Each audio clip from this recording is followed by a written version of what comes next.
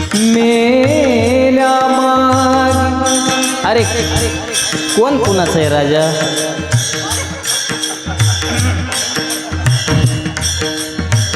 बहीण भाऊ आहा जे बचाते मोठा धंदा तब बहीण मने दादा दादा त्याच्यामुळे कबीर महाराज म्हणले सब पैसे के भाई अपने पलों में पैसा है तो सब लोग मिट्टा बोले पलों में पैसा निकल गया तो कोई नहीं सलाम करे साले सब पैसे के भाई